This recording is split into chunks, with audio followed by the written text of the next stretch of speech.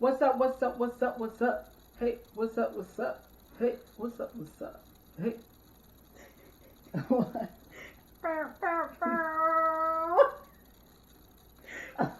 Body yada yada yada yada yada yada yada yada yada yada yada yada yada. Welcome to Like I Was Saying Podcast, y'all, with your girl baby and your girl Velvet. Hopefully y'all are having a great week, you know. Yes. Since last we spoke, y'all gonna have to just excuse us for a little bit. Well, last time we were just a little low energy. We've been doing a lot for the last hour to 2 hours. Yes, baby. These lovely curtains behind us. It took us a while, you know. It took us a while. Never underestimate the effort it takes to drill some holes. Baby, it was terrible. Make them even. And to make sure there's nothing behind the wall that prevents you from drilling there. That part there is not fun. That's why I usually But we get did it. someone else to do it. Which in this case was me, baby. We get shit done. It takes a little longer. It was, yeah. So, but our energy is here. You know, it is still here today. And we're just going to keep on, you know, moving and grooving. Yes. And doing what we do. Yeah, so how has your week been?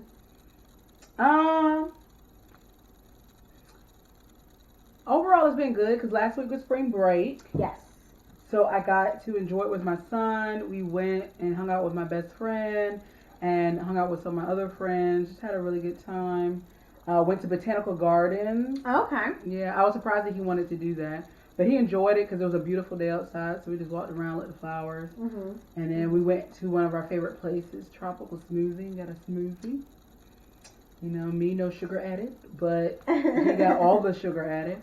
But overall, it was pretty good. Of course, there were unfortunately some deaths in the world.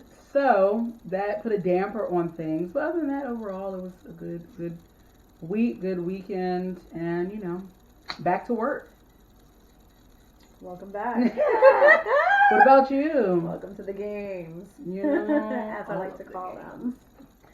My week it was another grinding week. Mm-hmm. It was another just like to the metal, just doing shit. Work and busy. And more work. Yeah. Okay. But our weekend was good. Yeah. We had a nice little weekend. Oh, yeah. I forgot. Yeah. Yeah, we had a nice little weekend. Sunday, I literally, lie to you not, didn't do shit beside grocery shop. Mm-hmm. Felt amazing. I cannot remember the last time that I just sat my ass in the house. And did nothing. Did nothing. Not since you met me. Because usually we're doing something. All the time. I changed out my bed sheets at the beginning of the day. Laid in clean linens all day. It was the most wonderful experience. I'm weak. Yeah, no, I didn't get one of those days. It was amazing. I even had somebody try to, you know, come see you, girl. I said, you know, I'd be lying to you if I told you I wanted to leave this house. I'd be lying. I'd be really lying. I told you I wanted to see you, but I kind of can't. I really just need to have a day. Have to recharge. Yeah. Just sit still, especially after traveling last weekend and then all of our festivities this weekend. So yeah. It was definitely, there's been as you had mentioned, there's a lot that kind of transpired over the last week. Yeah. So, I mean, to start, George Floyd's case has started. Mm-hmm. And that's I haven't been able to listen to any of that. It's been riddled with a lot of trying to point blame on. So first there's a passenger in the vehicle with George Floyd at the time, which I was unaware of. Mm-hmm. And they're saying that the passenger was a drug dealer. And so at this point, this gentleman, he's currently behind bars, but he at this point is pleading the fifth. He doesn't want to make a statement or anything like that. Now, what I've been hearing, and which makes sense, the reason why he's doing so, is that they're going to try to use his statement, connect him to potentially dealing some type of drugs to George Floyd and hang his death on him, versus the officers taking the actual accountability. Which it still doesn't. Because they tried to say that from the beginning that there was Yeah, some that he drug was under. complications. But regardless of that, choking someone to they can't breathe anymore is 20 plus minutes. Is not. That has nothing to do with the drugs, sir.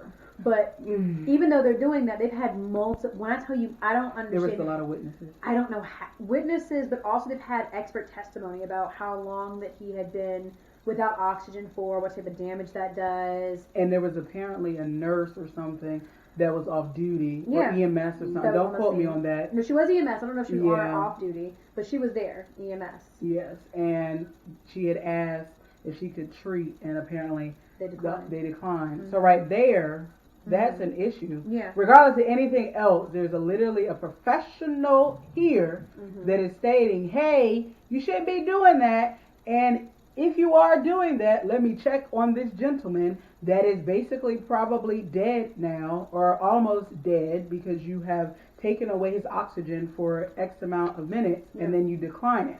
That is, no, I don't know what protocol that is, but I don't believe that is one. Yeah, a lot of professionals, experts that they're bringing to the stand are saying it's asphyxiation. He did not have oxygen. Yes. You had nothing to do with drugs. Yeah, so I'm super curious as to how this will turn out with so much evidence alternate to. I feel like there's so many witnesses alternative to that. I mean, we've seen it play out a million times though. I guess it's just me being naive and not. I'm really hoping that something. I wouldn't say naive is the word. You're hoping, and I 100% hope. But what I know, what the pattern is. Yes. Yeah. And the hope, you can always hope for something, and I really truly do hope that the family and everyone, get what they deserve. And I hope that the officer and officers that were in that area get what they truly deserve, which is to no longer serve on the force in that capacity or in general. Yeah, and get time. Exactly, because if it was the other way around, baby, there would be no question. But yes, so I pray and hope that it truly, that this case will be maybe the beginning of officers that are truly not doing what they're supposed to be doing. This being one of those, what is the word I'm looking for? Like Landmark. Like a landmark? Yes, and not a standalone case. Like it's something at the beginning that is thank you. Set the tone. There we go. So hopefully, more to come. More to come. I'm not sure how long it's supposed to last for. How long we'll be hearing evidence for. Probably for a year, 2, 3, 4. So, definitely as more is to come, we'll definitely keep you updated. Yes. There was an unfortunate passing in the music world. Go ahead. I'm just. DMX officially is no longer with us. Yeah. He passed. He suffered a heart attack that left him without oxygen for about 30 minutes before medical help was able to be rendered to him and help him. He was on life support for a couple of days, and then his family had to make the difficult decision because he had no brain activity. They ran multiple tests. There was no functioning change, and so they did remove him from care, and he passed away. Yeah. So where were you when I found out? I actually got a message from my best friend that told me. I was asleep, so I didn't really register it. I looked at it and was like, I'm gonna look at this later. And then when I woke up, I looked and I was like, oh shit. And I went through a whole bunch of emotions. Because DMX in our family was like, I'm trying to think. I'm trying to think of how I could describe it. DMX had a lot to do with, I don't really want to say my upbringing, but I definitely listened when I was younger to DMX a billion times. Even as an adult, I at least listened to him once a week. But back when I was younger, I didn't really have, outside of my grandfather, but my father passed at a young age. somewhat reminded me of my father, but he was like the person that went like, I'm trying to figure out how to. He went through a lot, but always overcame it, and so that was the one thing. And I was like, he's gonna make it. He's gonna make it. It's fucking DMX. But then when I got it, I was like, oh shit. But then I was the best. I'm trying to figure out the best way to say it. And these are the things that I'm thinking. I don't want to say that I'm happy that he passed, but I am happy that he finally was able to get the peace that he's never had. Yeah, It's probably the. Like he struggled a lot with things that he went through his lifetime, and not having the proper coping mechanisms, or maybe potentially seeking the right help to help him overdo that. And some people, that's just not. Yeah. They've gone through so much in life. That, yes, I still believe that help, which we've talked about before, you know, a psychologist, whatever, a counselor, any type of, even just a person that may be able to just listen to you, is always important. I definitely think that at a point in his life, he probably just felt like, you know, this is just how life is. Just listening to some of the things that he said and some of the things that he's went through, like with his mother, his father not being there, him being dropped off at foster care this one day.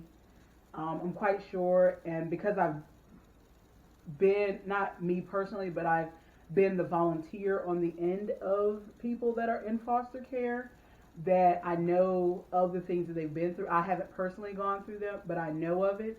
So whenever hearing those type of stories, it's like, damn, you definitely went through a lot, because there can be anything from physical abuse, mental abuse, sexual abuse. A lot of times, unfortunately, in a lot of the foster cares, a lot of those children, especially when they're younger, go through all of those phases, especially when it's the foster parent that is only there for a check. They don't give a fuck. They just want the dough. Yeah. So it's, There's been like two different stories out about how the heart attack was triggered. They've mentioned a potential overdose triggered the heart attack. There's also, while all of this is unofficiated, none of this is confirmed. There's been nothing officially released. One source said that they had an exclusive interview with a family member who pointed the finger at a complication of the COVID vaccine, saying that there was a complication with that causing his death. And they said that he got the shot maybe a week ago, and then he passed away, I believe. Well, did they do a drug test? Or that's unknown? I or think they that's just believe? once they do the autopsy. Is when they do the drug. Confirmation. That would say, because if it's an overdose, they're would know what's in his system. So I don't know. I was rooting for him. I was hoping, because again, he's been through God knows what, with accidents to other overdoses to being in jail how many ever times to so much, that he was one of those people that you're like, oh, it's DMX, he gonna make it. That's really what I thought, like, oh, he gonna make it. And then when they were like, he has no brain activity, I was like, nah, man, he about to bounce back. And then I was like, oh shit, he did not. But like I said, I'm happy that he's finally at peace. And I hope, he's there with his grandmother, which he was really close with, Aaliyah. Ever since then, I don't think he's really been the same either way. That, I think at that point, he went, downhill, and you could tell. But then he was bouncing back. He was looking a little hefty in the verses thing. Everybody was like, okay, you looking good. You got some meat on them bones. But then, shit happens, so I can't even, shit happens. So. Well, an unlikely pop-up came through all of this. Don't know how it happened, but Derek Jackson became relevant again through this. What did he say? Because I definitely did not look anything up to do with him. So he posted this, tribute to DMX, and Cameron was not having it. What did he say, I wonder? So essentially he just put up, what everyone puts up for their, rest in peace type So stuff. it wasn't anything particular. It was no, a general. Was just, a generic. You were this great person, may you rest in peace type spiel. Cameron was like, pretty much like, don't be using him for clout, you know, stay in your lane, trying to make yourself relevant, trying to like, you know, weave your way back in. Pretty much just calling him a sucker. Like, Cameron was not having it. Well, if he said anything generic, then I can't. It's whatever. Cause maybe he was a big DMX fan. If he said something generic, if he did like a whole like that and then added something else, maybe about his book or some other BS, then I feel like I would have more of a problem. But maybe he just was a big DMX fan. Cameron was ready. Cameron has been pissed since Derek Jackson was Derek Jacksonin, and he. Oh, I forgot. And he was just, he had made a post at some point about Cameron, back when Cameron and Juju used to date, and then he kind of did Juju dirty, and Derek Jackson went on and talked shit about him about it. So Cameron's been sitting and waiting for this moment. The moment, baby. He was mad. Derek replied back to him, though, he was like, this part, like, I would have been mad as hell if I was his wife. Derek replied, Derek Jackson replied back like, you act like I cheat on you. What? What is wrong with you? This man has no chill at all. At all. He's crazy. I thought that was interesting that a weird tiff came out of people paying their condolences, and it had to include none the less than Mr. Jack. Ooh. I am for real. I'm weak. So on another note, in odd times, no, you can't say that. I can't say that. Well, in maybe ironic times, because we're going through the George Floyd trial right now. There have been a couple instances here recently with officers and black males. That's just crazy. I can't even believe it. Did that sound good? Did it sound believable? It sounded exactly how you wanted it to sound. Okay. If it was believable, that's not the mark. No. Okay. If it was sarcasm, I caught it. Oh, okay. I was trying to do a little bit of both, but I guess the believable didn't come across as well. Let me try again. Oh my gosh, that's crazy. I don't blame you. I don't blame you.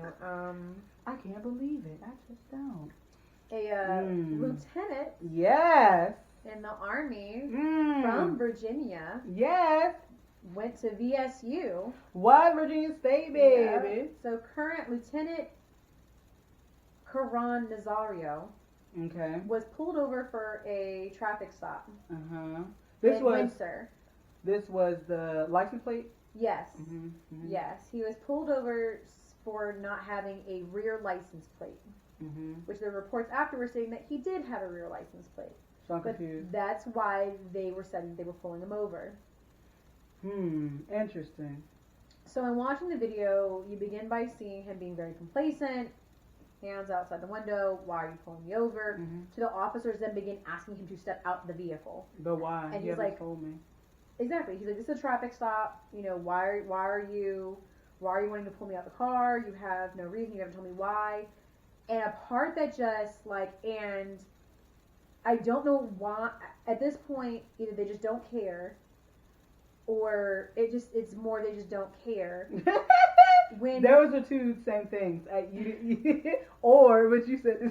Because I'm trying to understand if officers feel like they're inundated with this response now, and so they're almost desensitized to it.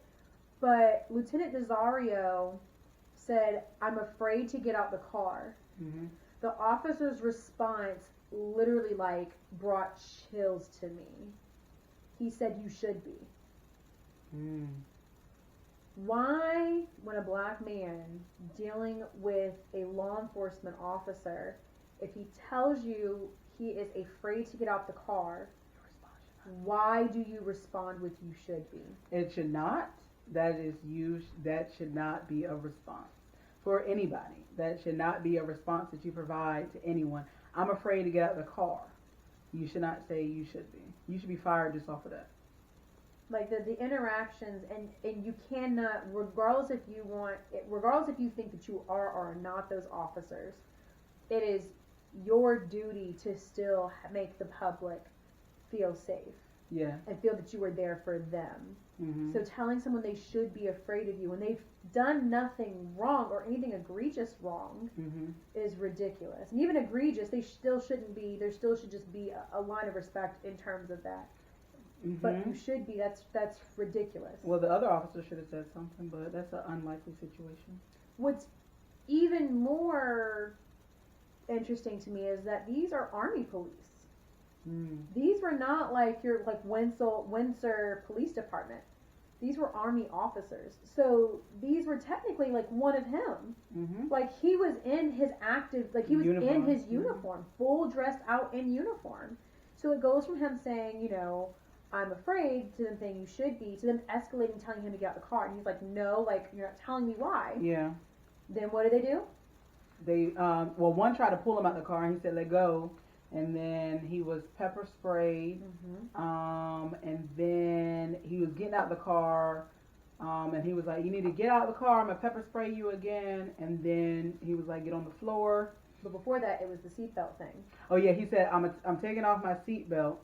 And he said, okay at that point. The officer said, well, okay. he was terrified to take his seatbelt off. Yeah. At first he was like, I have a seatbelt on. At first he was like, I'm reaching for it. But then it's like, he doesn't want to reach for it because he doesn't want to reach into his car. Yeah. At all points he wants, because he His has his hands both out. Yeah.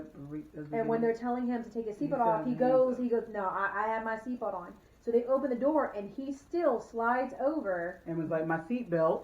And he said, okay. So he allowed him to take the seatbelt off. And then he got down on the ground and they began. Well, he didn't get on the ground. Well, right. He was like, can you tell me what is going on? Like, why is this happening? And they just said, you get on the ground, obstruction of justice, and a traffic violation, obstruction of justice, and I think there was a third thing, but I don't remember what it was. But I think it escalated for no reason. Absolutely. So if you're getting pulled over, they're supposed to tell you what you're getting pulled over for. So I don't know if maybe we missed that piece. Did they say what he was getting pulled over for? In the video, no. None of the videos that I have seen didn't show that. Demonstrate the officers and him specifically having a verbal conversation about it. No. So that should be the first piece. When you're getting pulled over, they're supposed to tell you what you're getting pulled over for. And I don't believe that you have to step out of the car. The only time they usually ask you is maybe if they run something and like you have a warrant, or they suspect something, or they visually see something that you're not supposed to have. But usually that's when they advise you, you know, do you have X, Y, and Z in the vehicle, like if it's a drug or something that maybe they smelled or something of that nature. But to my knowledge, and I think I got a little bit of it, I don't think that's how that's supposed to go. Mm-hmm. And I hope that both of them get fired. At least at this point. So there were 2 officers that were there at the time. And one of them at this point has been let go. I think it was Officer Joe Gutierrez has been let go. Was he the main one or the second I think he was the main aggressor of the 2. The other one should as well, because you allowed it to happen. Just because he's your partner, you're supposed to be able to. You did not. What's the word I'm looking for? You did not sign up to defend your partner in that sense. You're supposed to be protecting your community, regardless of who you're protecting the community from, which is, in that case, your partner. So at that time, you should have said, hey, Officer Billy Bob, you need to step back because this is escalating the situation. Let me take over from here. But unfortunately, officers do not do that. No. And they just let their partners do what they do. And if you do that, that means you're co-signing. And in co-signing, in anything that you do in the world, you co-sign on a piece of paper. What that makes you? Liable. And guess what? Bitch, your ass fired too. It shouldn't be, well, he didn't. Nope. He allowed it. So no. Fired, capital F. Yeah, that's what would be the hopes. Because there's been so many situations where these things have happened and there have been complacent officers with what's going on. And when you start changing it is when real changes happen. So if you keep letting these officers that are on the sidelines but not doing what they're supposed to be doing and protecting their community, they need to get fired along with the other ones because they were standing there not doing their job. So fired, both of them. Anybody, all fired. And I hope he win. Because he's going to sue, right? He's suing? Oh, he's like, yeah. Yeah, he's suing. I hope he win all that motherfucker. And hopefully he changes the motherfucking name of the police department to his damn name. Yeah! Bitch. It is no longer this police department. It is now Lieutenant. Or just want to say your name. How you say it? Nazario Police Department. People are just crazy. I don't get it. I don't. That's all I got. I don't, y'all. I'm sorry. That's all I got today is I don't. These conversations we're having today is. Unfortunately, and it's what's even sadder is right off the heels of Lieutenant Nazario's. The little kid. Yeah. When he like 18? Was he 18? Oh gosh, I actually don't. He looked that young. Yeah. The lady officer pulled him over. It was a traffic stop as well. Dante Wright, yep. Dante Wright. It was a traffic stop. Yeah. And then I believe he had got out the car, but then he was trying to get back in the vehicle. She said, "I'm gonna tase you," and she meant to pull out the taser. She said that out loud, that I'm gonna tase you? I believe that's what she said. Okay. I'm gonna tase you. I didn't know if she said anything or not. I think she said, "I'm gonna tase you," and then she pulled out her gun and shot him one time in the chest, I believe, and he still got in the vehicle, pulled off, and died down the street.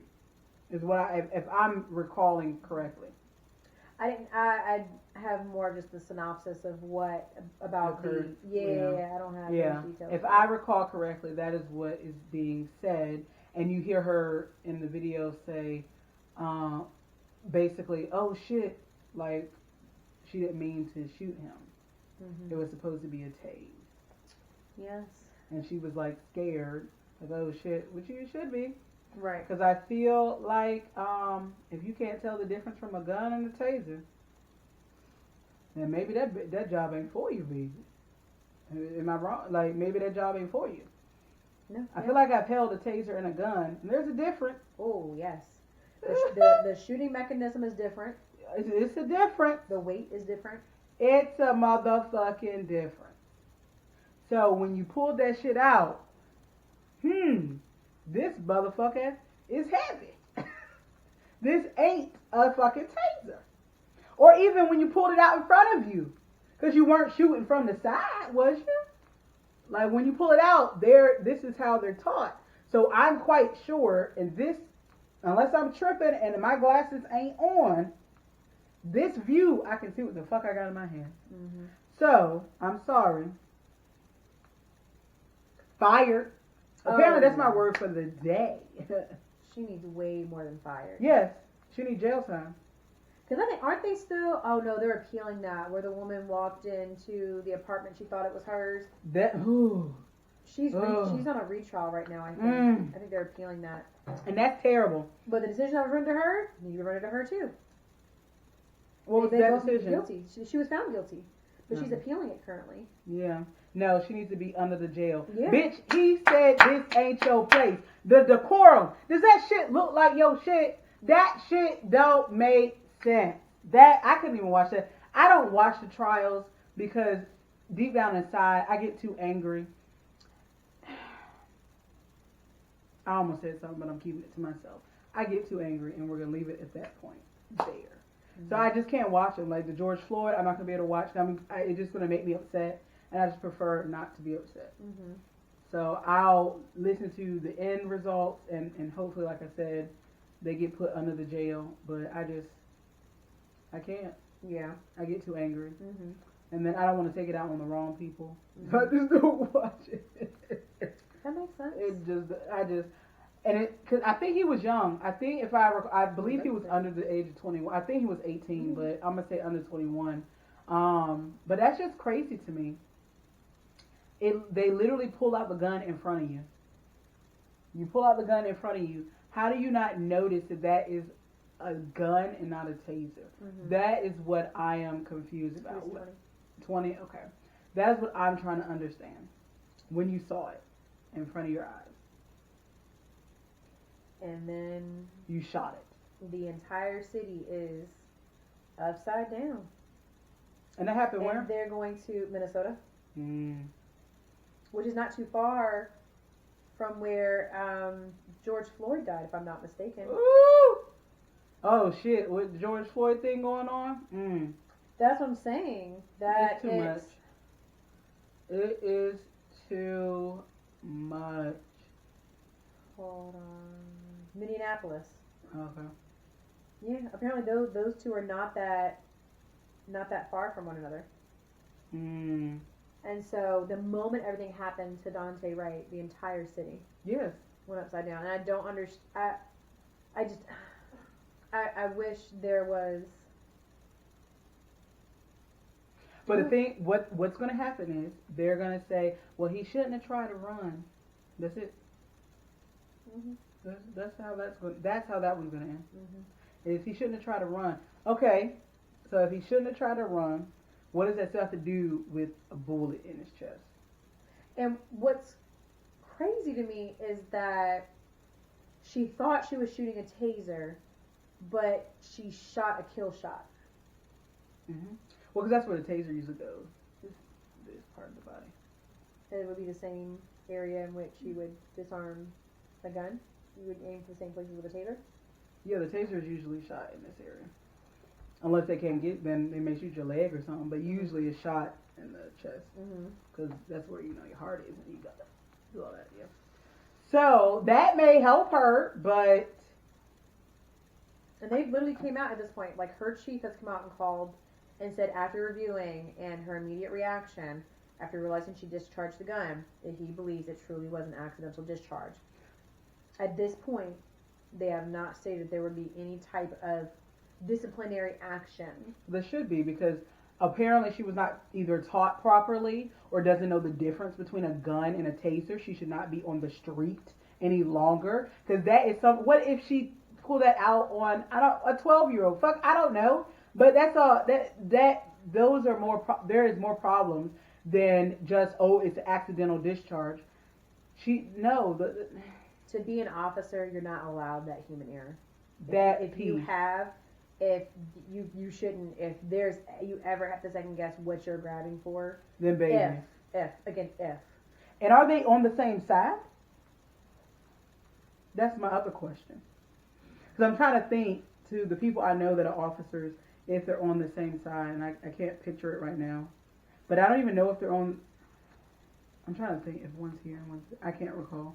But even if they're not on the same side, baby. I believe there's probably different locking mechanisms that you have to probably get to in order to get to them. The gun you gotta flip. Yeah, I believe there's an entire locking mechanism. There's just, and do they leave the safety off inside their harness? I don't know. See, those are all questions. Is safety on? Is it off? If safety's on when it's in your harness, that means you take it out the harness, you pull it out, and you turn the safety off. So you did a lot, and you knew it was a gun. And if the taser is on the opposite side of the gun, then you obviously went for the gun and not the taser. If they're on the same side, you may have made that mistake, but as Fee Baby stated, as an officer of this land, you can't make those type of mistakes. And it's way too trigger happy for me. Yeah. It's way too much of you wanting to use even a taser. It's way too much of you attempting to use some type of force on an individual, which you are not entitled to do in every single situation that you encounter somebody. Just like with Lieutenant Nazario, pepper spray was not warranted in that situation at all. Like, but he was wanting to do that, because you could tell in the video. He was like, "Back up, Bob." I don't know the officer's name. Back up, back up. He kept saying, "Back up." He was ready, baby. He was ready.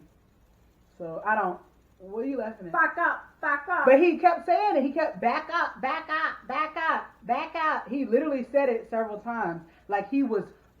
Like he had to do it. No, sir, you didn't. He asked you a simple question, which was, what am I being stopped for? You were supposed to provide that information. He did not have to get out of the vehicle. And if he's asking for your lieutenant or your supervisor, that is also something that you're supposed to provide. Yes. So in that whole case, the officers were wrong, period, point blank, period. In this case with the gentleman, regardless if he was trying to run or not, how do you not know what your weapons are? How do you not know where your weapons are? That is an error. That is an issue. And if that's the case, how is that department training their officers? Yeah. Because that don't sound right to me. And if this is the same era that Floyd happened. Because I'm still trying to figure out where you have these officers that go the lifetime of their careers never discharging their gun. Mm-hmm. And then you have some that discharge it every damn motherfucking week. Mm-hmm. I don't understand where it's the mental. That is. It's like they. And what's interesting. So there was someone who I had recently started talking to. It ended very abruptly, but they were prior military. And again, this story that I'm about to tell does not paint anybody else with this brush, but just a perspective that I heard that I very much disliked. And they were going to be leaving the military and begin the police force. And when just kind of discussing, the climate and how they felt about going into being a police officer during this time, they just kind of were saying, I want to just paint a different perspective on it. And that in itself was kind of like a different perspective. What do you mean a perspective? Like, there needs to be a change. Like, you can't paint that with a different perspective because there are things that need to change about it. Mm-hmm. Like, no one has the wrong perspective of police officers. They got the right one of them. But they had mentioned still being able to tote a gun and shoot things. And I'm like, this is not the military where you are trained to go to these places, home in on things, and execute if necessary. That should be a last resort as a police officer. But the thing is, a lot of police officers are prior military. Mm-hmm. But it's just, it's crazy to me that yes, you should have the appropriate training, but there's so many than not officers that have never discharged their weapon ever in their entire career. Yeah. But you're seeing way more frequently now, and the younger officers are discharging their guns. How have these older officers gotten through their entire career never having to discharge them? Where's the training that? I mean, obviously there's been training for years that's completely institutional. That's wrong with them, but now more recently the younger ones are now disarming their weapons more. What's with that? Why is that? So many great questions. I do not have the answer to. Right. I have no idea. But I found that very very interesting. And the moment that they said that, I was like, you're part of the problem of what we have as police officers, because they look to be a police officer to be able to tote that weapon, to be able to have the will to use it. Well, I have a weapon and I have the will to use it. But they feel they're giving a pass to. They're given the power. They're given the power to. Mm-hmm. When there are so many countries that do not have guns in their country at all, and their officers don't even carry guns. Mm-hmm. It's not a necessity for. But then that's a whole entire different conversation, because that's the Second Amendment and all this other bull crap. So we're not going to go there today. Well, I have no issues with guns, as y'all know. I think that people just have to be trained properly in order to use them. And the way that I'm trained is going to be different than the way that an officer's trained, because mine is for self-defense purposes. Technically theirs is as well, but theirs is going to be on a higher capacity than mine. It's less likely for something for me than for them to deal with. But that's also why they need to be trained. If this situation happens, X, Y, Z, not, pull out your gun and shoot. I don't think that's what the training is, but apparently something in there, I don't know if it's the mental or something in training or something's going on where the information is not translating properly to these newer officers in the world, and that needs to be changed. So, but change is not going to happen. Right. We hope for it, just like we hope for DMX, but, well, that's how that went. So. Yep, live in reality, but still have the aspirations to have a better tomorrow and hope for change to come on. Hopefully, maybe one day it will be great. Unlikely. In my lifetime, at least. At least. Well, there's been a lot of hate crimes, too, apparently. Have you heard of those? Yeah. Against Asian Americans, as well as, so for some reason it's more pronounced now that it's Asian Americans, because it wasn't and has not been for the lifetime that has been against African Americans and Black people, but there has been this huge rally around, which it's not to take away because there needs to be a light on it, but it needs to not only be when it's other people of color that aren't either Mexican or Black, specifically Black, but also Mexican. I feel like for only it's acknowledged when it's against Asian Americans, and that's about it. But there's been a lot of people rallying around because there's been a lot of, especially like elder Asian Americans being abused in public, beaten, bloodied, things of that nature. But you had mentioned something. Well, it was mentioned to me. I haven't seen it myself, but this is what was told. So unknown if it's actually accurate, but I definitely was like, I'm going to have to look this up. But apparently somewhere in the world of the United States of America, there was this is the story that's been told, is that a Black female called an Asian, I believe Asian male, chink, and was arrested for a hate crime. There was nothing physical, no beating or anything. It was just she called him or her a chink, and was arrested for a hate crime. So what are your thoughts on that? So if someone like called you the N-word, well then apparently they need to be arrested for a hate crime. So both ways. Do you think just because someone just verbally says a word to you, is a hate crime? Is that a hate crime? Is that not particularly. I definitely don't think she should have been arrested for that. Because if that's the case, then we need to rile up a bunch of motherfuckers for them to get arrested. That is like some politicians, like they all need to be arrested apparently. I don't think just the verbal piece is a hate crime. I think that it more so has to do with something physical or something that's done to the person along with those words, or even if there's no words and it's really just the physical aspect of it.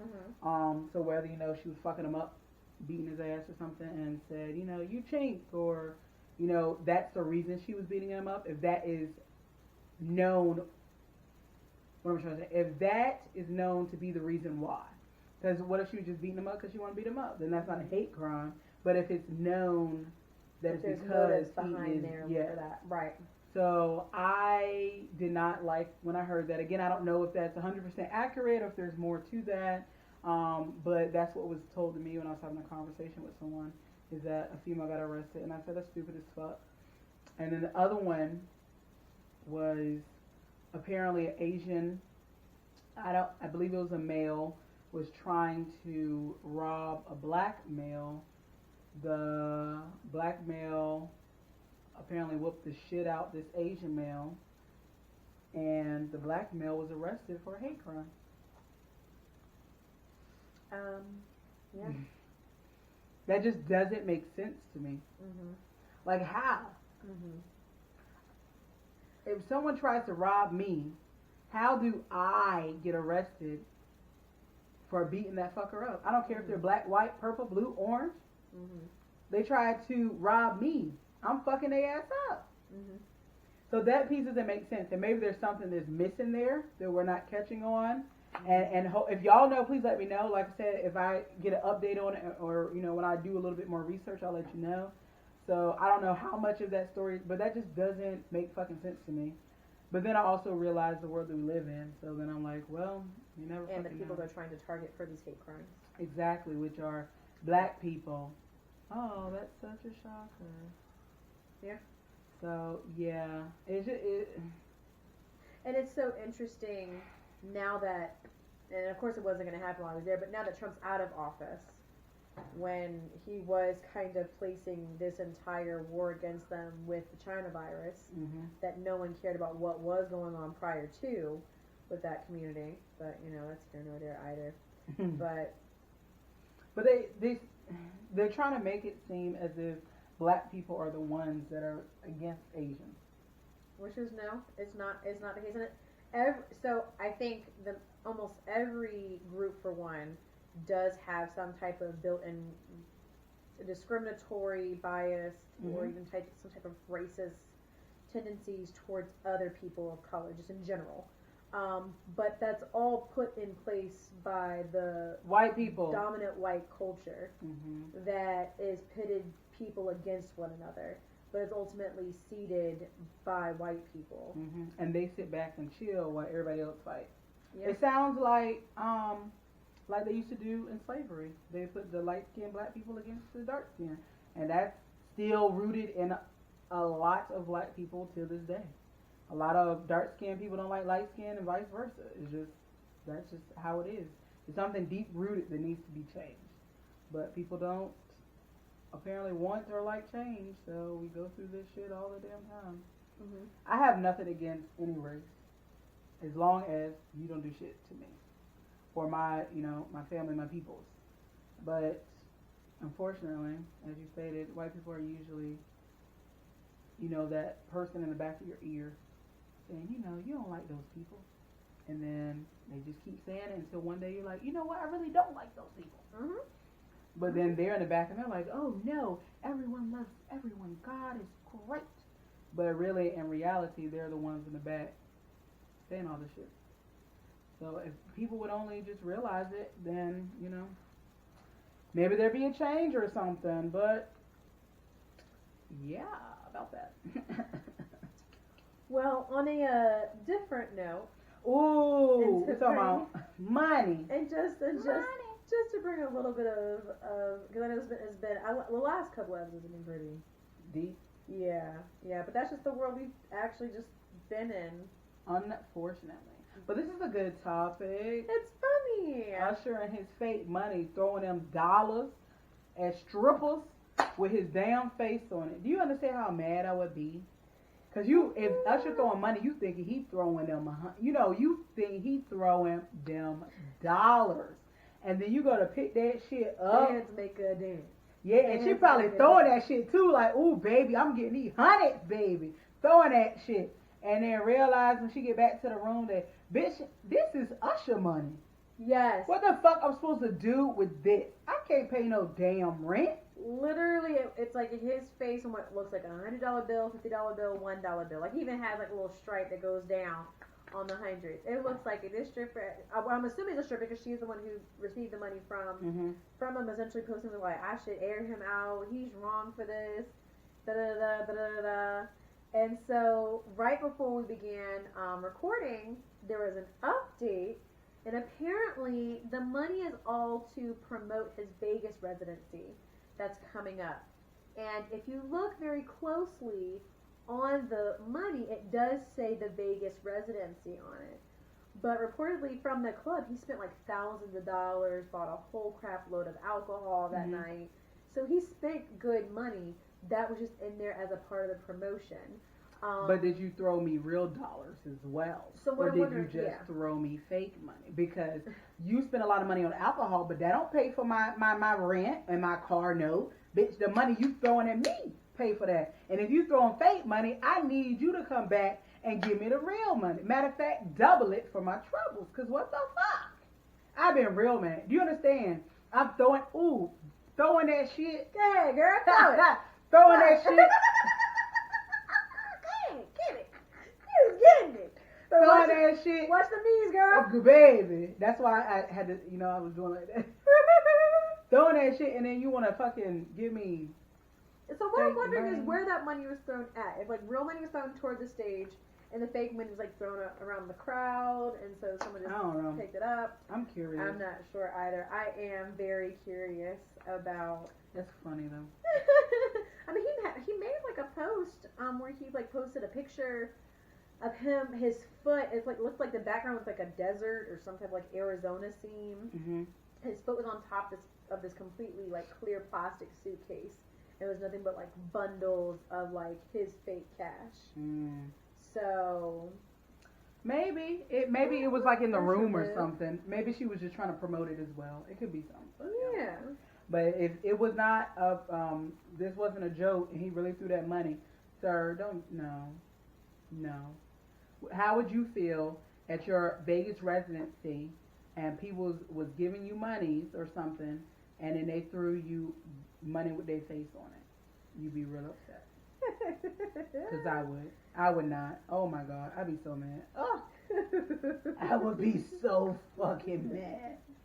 Oh my goodness. But, you know, I'll take one of them dollars with his face on it, put it up on the wall or something. You know what's hilarious is there was one time, I was drunk. I was at the bar with some friends, and I was like, ooh, someone dropped a 20. Ooh. And I grabbed it and we laughed. First, I was only half the 20. I was mad as fuck when I found out. But second, it was fake. It looked so real. Just like the stuff that he, like, you know, it even looked like the texture was the same in the photos. Like, it wasn't shiny. It had like a dull color to it. It looked like it even felt like money. I would have been so, if he did throw that on the stage, I would have been so angry. So I'd be like, Usher was here tonight. I'm finna rack up. And I'm telling you, do you understand? They was throwing it. They was throwing it. They was, what we say, boop, pop, pop, pop, pop, pop. They were pop, pop, and popping that too. You heard? One of the bitches came from the ceiling and dropped down. Baby, they was like P Valley. You heard? It was M-I, cricket letter, I, cricket letter, I, humpback, I. That's what they was fucking that shit up. You heard? Because I'd have been throwing shit too. I didn't got a booty, but bitch, you would have saw that thing jiggling. Bitch, I'm waiting for that next season. Y'all gotta stop talking. Ooh, I can't wait for this. We definitely gonna be talking about that. So y'all, you know. That is exactly what I'm waiting for. This next season of P Valley, it's coming out sometime this year. Yeah, I'm ready for the shot too. I'm about to upgrade my little Hulu for a little bit of time so I can get that stars. And then once it's over, it's over. I'm going back. Charge? I want to say like $5-6 to add stars on there. I'm not sure. I'm not keeping that permanently because I don't watch nothing else on stars. Yeah, I'm waiting for Power. The Shy come on Showtime. I'm excited for that. But I haven't barely watched any TV the last like several months, so you know, only when people are over and they're like, let's watch something. I'm like, all right, cool. Other than that, I haven't watched many things at all. Yeah. I've been working, killing it, doing things. You heard? Big things popping. Facts. Little things happening. Facts. Not a peek. Where did that even come from? Where did that even come from? Lord, and I just... Sorry, y'all. I'm not gonna... That just was funny. Because you said Lil something, I was like... Pikachu. Ooh, boy. Woo! So, y'all, anyways, we're going to go ahead and hop into our lovely topic, which is addiction versus a vice. Yeah. So we were having a conversation the other day. We were talking about people being addicted to things. And I kind of sat and thought. And I was like, people refer to things as vices as well. And if you think about when people refer to vices, like, everyone's got to have their vice. And, you know, some people were either, like, refer to that as, like, Pepsi or, like... Chocolate. Or some type of... Usually I feel like it's some type of food-oriented item. So how do people distinguish an addiction versus a vice? And when does a vice turn into addiction? Things like that. A part of it, I think, through our conversation, it was vices don't have such a negative connotation to it. Correct. Usually addiction is dealing with drugs or alcohol and stuff like that. A vice is, like you said, Pepsi, usually food products, something that they are able to stop. Or believe that they have. Yes, the ability to stop. Addiction, usually, unless you seek help or you are just very, very, very strong-willed, especially with drugs, alcohol, things of that nature, you can't just stop. Like, I'm stopping doing it today. You have to have a strong power behind you. Whatever you believe in, the Lord or whatever, some power got to be behind you, and you have to have a strong will, because that's hard. I think, So I think that's like the major differences of it. I think that everyone has a vice, and I think majority of people have an addiction. Yeah, I definitely have a vice. Or what's an S again? So are we talking about? Oh, well, I'm open. So one of my vices would definitely be chocolate. Mm-hmm. Oh my God, do I love chocolate? Oh. Mm-hmm. At one point I thought I was addicted, but then when I got on this eating healthy train, I don't really have as much chocolate as I normally do. Mm-hmm. So I was very proud of myself. So I said, oh, that might be a vice then. Mm-hmm. Okay. Mm-hmm. But I think that I'm addicted to sex. Mm-hmm. But I don't truly know, because I feel like I give it up, because I've, not had sex for a long time before. But do I want to? So maybe it's still a vice. I don't know. I'm trying to think. So, what's the longest you've gone without sex? Almost 2 years.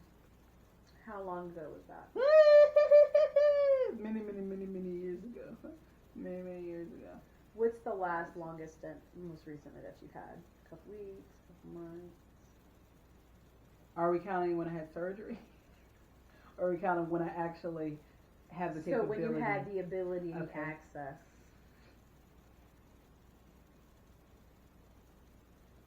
Okay. Carry the one minus. We found our map is trash today. So why are you even trying? I'm gonna say 2 months. Okay. Question mark at the end of it. 'Cause I don't know. But I'm saying 2 months because that's what I feel like is right. But in reality, I don't know. Probably like a month in reality. Mm-hmm. Yeah. Mm-hmm. How'd you feel in that month time frame? Like I needed to have sex. Okay. Did you find yourself like trying to find ways to have sex in that month, or were you just resisting the urge to in that month? Like, were you trying to position yourself in the vicinity of folks who? I got what you were saying. Hang out. I got what you were saying. Yeah, that's funny the way you position yourself in the vicinity. You Um, come by the house, hey, let's hang out. I'm gonna fuck you.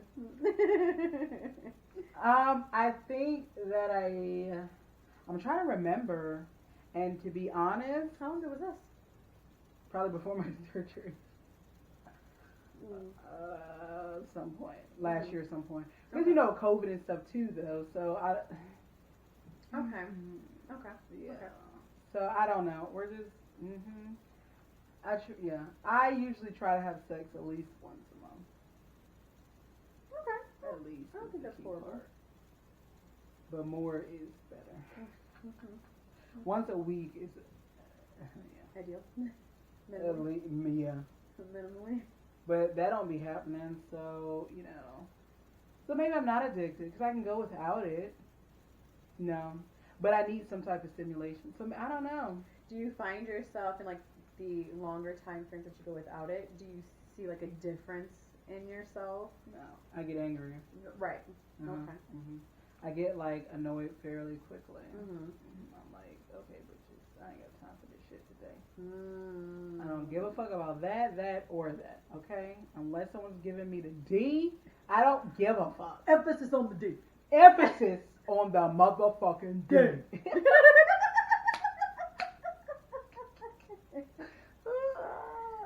But yes. Do you have a vice or an addiction? I was really trying to think about that while you were Going through mine? Uh-huh.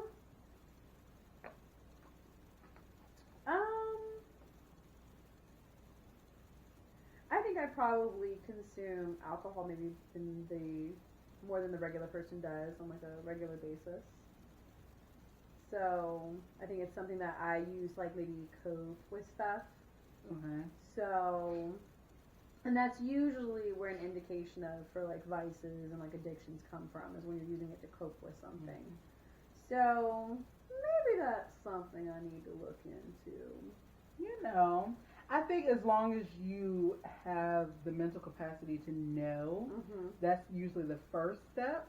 And then, to see if it really is truly a vice or an addiction or whatever it may be, will be the next step. But I think if you're functioning, then I don't see what the problem is. It's when you become a I mean, you have non-functioning. functioning addicts and you have functioning alcoholics. Mm-hmm. And I don't see the problem in it. Huh? If you're functioning, then I don't feel like you have a major problem. It's when you become a non-functioning party in the universe that you have, like, that's where the problem usually lies. Because you're just, if you're doing crack or coke or just alcohol, and you're just at home and you're drinking and doing drugs all day, then you're a non-functioning party in society. So that's usually where issues lie. But if someone can drink a bottle of Jack and go to work the next day and handle their business, then shit, you doing the same thing I'm doing, except for you just drinking a whole bottle of Jack. I mean, well, typically a functioning addict means that they're on like this professional level of like their body almost, it's something that their body requires to function in order for them to just be a functioning addict. Yeah. So. I know somebody like that. Well, yes, I've known many people in my lifetime. My mother was an addict. My father was an addict. Majority of my mother's boyfriends were addicts until my mother found the Lord. Would you consider any of them like functioning ones? My mom was. My mom could do what she do and go to work. My mom did crazy drugs. The needle ones, the sniff ones. No, I don't think she did nose ones because she was like, I don't like stuff in my nose. But she did needle and yes. Cause I always get them mixed up. I'm not a drug person. Like, I don't know all of them. I feel like I should because of my family. But what's the one that you light on the spoon? Is that crack? Crack? No. That's not crystal meth. Does crystal meth get shot? Shot up? I don't know. Or is that crack cocaine? I guess in the spoon. I think they're like forms of one another. True. So she used to do that one. Cause I used to see that. And weed and other stuff too. And she would drink a lot as well. But she found the Lord and she didn't do any of those things until the day she died. So I think it just depends on, but yeah, addiction usually, most people that are addicts is because they went through something. Is my belief. Again, I don't know too much about it, but sometimes you can be predisposed from your family. Sometimes that can run in your family. Yeah, like your genes. Yeah, the like mine. Ability to become addicted to something. Yeah. The predisposition to. And I don't want that. And then your environmental factors can make that stronger. And then your mental can then alter that as well, depending upon what you're dealing with. Whether that is depression or anxiety, some of those things can heighten. That. And I think that, I don't know, I feel like if you are addicts out there, anyone, that you seek any type of assistance that you need to, regardless of what other people are saying. I feel like we preach about this all the time, but I think it's important because, unfortunately, you could be one of those people that end up dead. And it's all about living a healthy, functioning life and being a healthy, functioning person in this world, being able to pass it along to other people. Especially there for your children, because a lot of times your children are, like I said, I've seen my mom do I don't know how many fucking drugs in my life. But it also made me not want to do them. So it was like a bad thing, but at the same time, it definitely helped me see, I don't think that these drugs are for me. I drink a little bit, but the other stuff, I was like, I can't, because I just don't want to be that type of person and deal with those type of people. So I don't know, but have you ever had to deal with addicts in your family? I've only seen one person deal with addiction, and that was alcoholism, and that ultimately led to their death. They ended up in a single vehicle accident, intoxicated. That was a great uncle of mine. Ever since he passed away when I was, I'm gonna say 14. No, I was at least 15 when he passed. And ever since I was a little girl, always drunk. Always. And he would come visit us from he was in the Richmond area. And when he would come in, he would always have a handle with him. It was very, very obvious. And at points he was a functioning alcoholic as well. There were points where he would become overly intoxicated as well, and he was in and out of jail for DUIs all the time. Mm.